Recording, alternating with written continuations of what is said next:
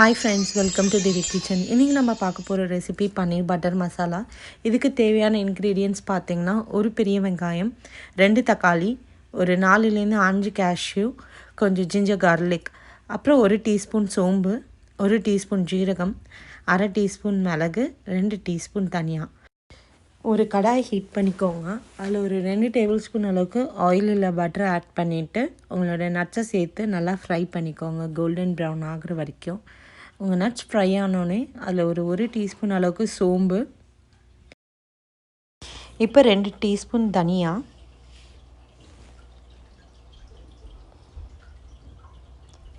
1/2 teaspoon மிளகு,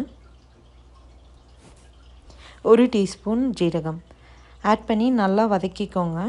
அது golden brown ஆனோடனே நம்ம வச்சுருக்க இஞ்சி பூண்டு அதையும் இதில் ஆட் பண்ணி நல்லா வறுத்துக்கோங்க. இஞ்சி பூண்டு வதங்கினோடனே 1 கப் பெரிய வெங்காயம் சேர்த்து பெரிய வெங்காயம் நல்லா கண்ணாடி மாதிரி வர வரைக்கும் அதை நல்லா வதக்கிக்கோங்க.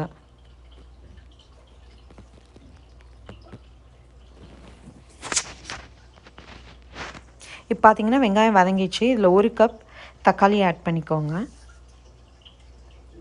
தக்காளி சூஸ் பண்ணப்போ நல்லா சிகப்பான தக்காளியாக சூஸ் பண்ணிக்கோங்க. ஸோ உங்களுக்கு ஹோட்டல்லாம் கிடைக்கிற பட்டர் மசாலா மாதிரி நல்லா கலர்ஃபுல்லாக இருக்கும். இதில் ஒரு டீஸ்பூன் அளவுக்கு உப்பு சேர்த்துக்கோங்க. அதையும் நல்லா வதக்கிட்டு அதில் 1/2 டீஸ்பூன் மஞ்சத்தூள்,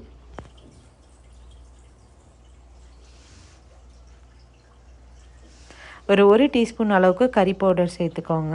இது ஆப்ஷனல் தான், இல்லாதவங்க இதை விட்டுறலாம். அப்புறம் ஒரு டீஸ்பூன் சில்லி பவுடர் ஆட் பண்ணிக்கோங்க.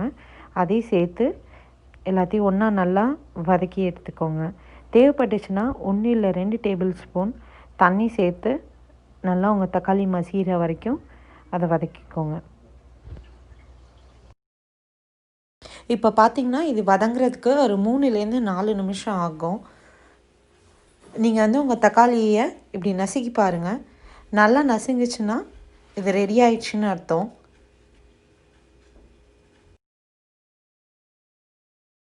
இப்போ பார்த்திங்கன்னா இது குக் ஆகிடுச்சு. இதை ஆற வச்சுட்டு நம்ம பன்னீர் கட் பண்ணிக்கலாம்.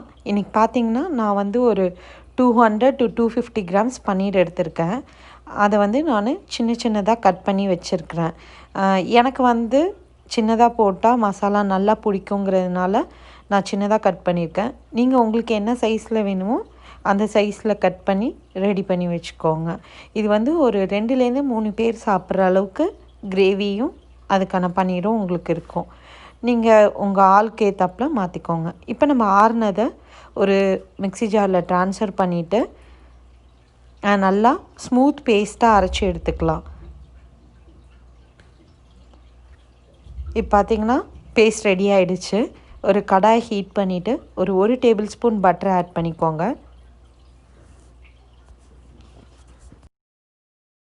இப்போ பட்டர் மெல்ட் ஆனோடனே நம்ம அரைச்சி வச்சுருக்க பேஸ்ட் அதோடு சேர்த்துருங்க.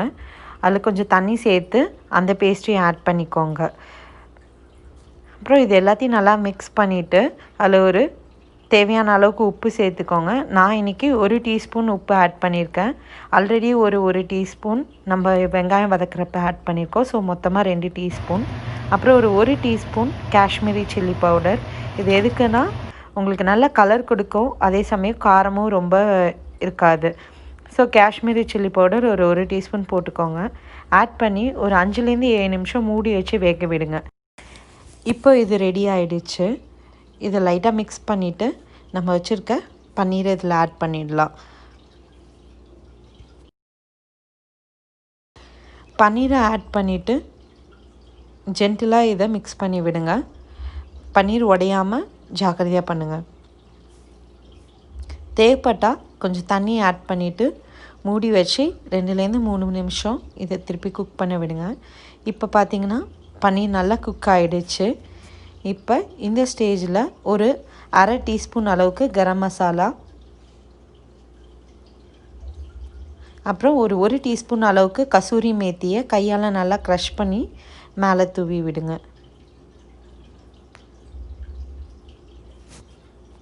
இப்போ இது ரெடி ஆகிடுச்சு. இந்த ஸ்டேஜில் ஒரு 2 இல்லை 3 டேபிள் ஸ்பூன் அளவுக்கு க்ரீம் ஆட் பண்ணிக்கோங்க. க்ரீம் லைக் பண்ணாதவங்க ஒரு டேபிள் ஸ்பூன் பட்டர் ஆட் பண்ணி நல்லா மிக்ஸ் பண்ணிக்கோங்க. அவ்வளோதான், இது ரெடி ஆகிடுச்சு. பன்னீர் பட்டர் மசாலா செஞ்சு பாருங்கள். உங்களுக்கு பிடிச்சிருந்துச்சுன்னா கமெண்ட் பண்ணுங்கள். Please do subscribe Divikitchen. Thanks for watching.